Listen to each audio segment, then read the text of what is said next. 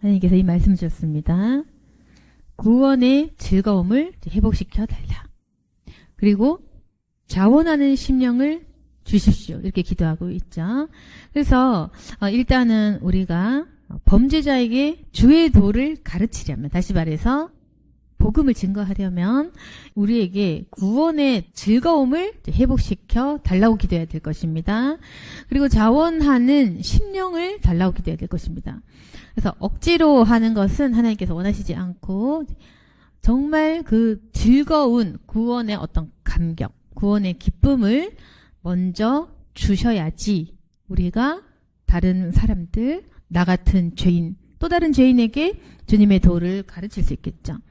그래서 결국에는 이제 억지로 하는 어떤 전도라든지 내게 즐거움이 없는 전도는 능력이 없을 수 있다. 먼저는 우리 자신이 회복돼야 됩니다. 그래서 회복되지 않은 채로 어떤 의무적인 그런 신앙의 행위보다는 즐거움이 먼저 있어야 된다는 거죠. 이게 바로 능력인 것입니다. 그래서 능력이라는 것은 다른 것이 아니라 정말 내가 증인되는 것 자체가 능력입니다. 왜냐면 내가 증인이 되어야 증인 역할을 하고 증거를 할 건데 내가 증인이 아니면 증거 못하는 거죠. 그럼 내가 증인이어야 된단 말입니다. 어떤 증인이냐면은 하나님의 사랑을 발견한 증인, 하나님의 구원이 확실하다는 것에 대한 증인, 그걸 받고 겪었고 체험하였노라, 그걸 확실하게 증거하는 겁니다. 그럼 먼저 그 확신이 나에게 있고 어떤 체험도 나에게 있고 그걸 정말 기쁨으로 증거할 수 있어야 되는 거죠. 근데 내가 만약 삶이 행복하지 못해, 구원을 확신하지 못해, 그리고 구원을 주셨지만 기쁨과 감사가 없다면 이미 우리에게 그 능력이 없는 것입니다. 내가 우울하고 내가 힘들고 내가 구원의 확신이 없다면 이제 증거를 할 수가 없겠죠. 그래서 지금 우리에게 필요한 것은 하나님의 일을 할 때 일단 내가 즐거워야 된다. 어둡고 우울한 마음은 어둡고 우울한 영을 끌어당길 뿐입니다. 그러면 어둡고 우울한 사람이 어둡고 우울한 영을 끌어다니는데 어찌 죄인들에게 복음을 증거하며 빛을 전파하겠냐는 거죠. 물론 그냥 행위는 할 수 있습니다. 그러나 능력이 없다는 거죠. 근데 우리가 열매 없는, 결실 맺지 못하는 그러한 행동보다는 아무래도 열매를 놓고 기도하면서 정말 열매 맺는 삶을 살고 그런 전도 행위, 그런 어떤 섬김과 헌신을 해야 우리가 끝까지 갈 수 있죠. 물론 우리가 결과가 중요한 건 아닙니다. 그냥 우리 마음 드리는 거, 우리가 좀 잘 몰라도 잘 못해도 상관없어요. 우리 마음만 드리면 돼요. 그렇지만 어떤 문제가 있냐면은 우리가 열매 없이 그냥 열심히 해도 그 마음은 예쁘지만 열매 없으면 결국 재미가 없어 중간에 그만두게 돼요. 그게 문제거든요. 열매 없이 하면 결국엔 지쳐요. 왜냐하면 전도든지 하나님 섬김은 다 희생이거든요. 희생이고 노력을 하는데 기쁨도 없고 열매도 없고 결실도 없으면은 나중에는 우리가 중도 포기하게 됩니다. 왜냐하면 의미가 없으니까. 이거 그만해 상관이 없잖아.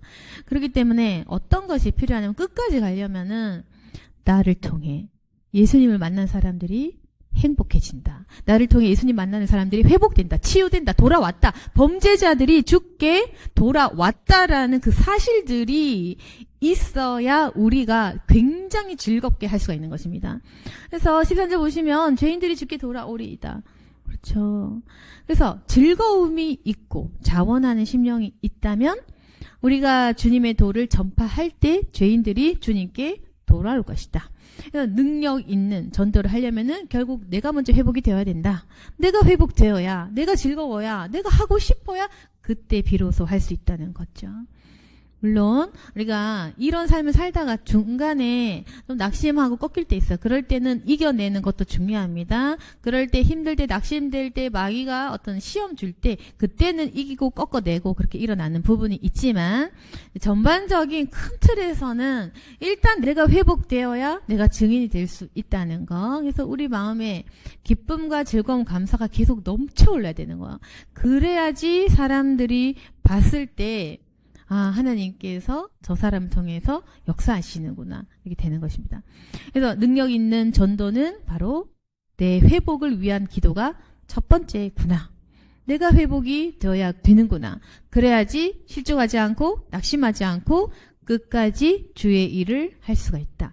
그래서 하나님 앞에서 끝까지 우리의 사명을 완수하기 위해서는 결국 나를 위해 기도해야 되는구나. 내가 즐겁지 않았구나. 내가 이 길을 원하지 않았구나. 그래서 저도 그런데 중간에 포기하고 싶은 마음이 들 때가 있고 내가 왜 이렇게 슬프지 낙담하지 할 때가 있거든요. 그럴 때는 다시금 자신을 위해 놓고 기도하면서 회복을 해야 됩니다. 그래서 회복하고 내 마음이 늘 기뻐야 된다는 거죠. 그래서 우리가 두 가지를 같이 가져가야 될 것은 십자가를 지면서 어떤 아픔과 고통을 감당하는 부분도 있어야 되겠고, 그러나 내가 가지고 있는 이 즐거움과 기쁨, 하나님이 주신 구원으로 인한 즐거움, 그리고 하나님 주신 은혜에 대한 기쁨과 감사는 무조건 있어야 된다. 그래서 그런 구원의 즐거움과 하나님에 대한 감사 기쁨이 있으면 세상적 아픔과 고통과 슬픔은 이길 수 있다는 것입니다. 그래서 그 두 가지가 있다고요. 영적으로 체험받는 즐거움과 기쁨, 감사. 그러나 우리가 세상 속에서 감당해야 될 슬픔과 좌절과 아픔. 그래서 세상의 아픔과 좌절을 이겨낼 수 있는 힘은 구원의 즐거움, 기쁨, 감사라는 거. 그래서 그런 겁니다. 당연한 겁니다. 즐겁고 기쁜데도 때로는 굉장히 힘들고 낙담, 이건 정상인 거예요. 본래 그렇다. 십자가의 길을 가다 보면 더 슬프고 더 아픈 고통도 많아요. 그러나 그 고통을 즐겁게 감당할 수 있는, 굉장히 좀 역설적인 말이긴 하지만, 이제 모순된 단어긴 하지만, 아픔과 고통을 즐겁고 기쁘게 감사하게 감당하는 것, 그게 바로 예수님의 순종의 모습이었던 것입니다. 그래서 내가 살려야 할 그 영혼들의 모습과 회복되는 그 일들까지도 기대하고 바라면서 그걸 보면서 힘을 내는 거죠. 결국에는 우리가 굉장히 기뻐할 수 있는 이유는 사람들이 주님께 회심하며 돌아올 때 내가 돕는 이 사역을 해서 사람들이 하나님께 돌아오는 그 기쁨을 볼 때 아, 하나님께서 그래서 용서하시는구나. 하나님께서 이 구원의 즐거움을 나에게 알려주시는구나. 이것이 내가 살아갈 수 있는 이유가 되는구나. 하나님께서 내가 살아가야 될 이유를 알려주십니다. 너는 구원의 즐거움에 참여하여라. 너는 죄인들을 살리는 내 일에 동참하여라. 그것이 네가 살아가는 이유이고 네가 느끼는 기쁨이 될 것이다. 오늘 이 말씀을 통해서 우리에게 주신 사명을 되돌아보면서 회복을 위해서 기도합시다. 그리고 우리가 증거하는 삶을 살 때 많은 열매들이 맺을 수 있기를 소망합니다. 아멘. 기도하겠습니다.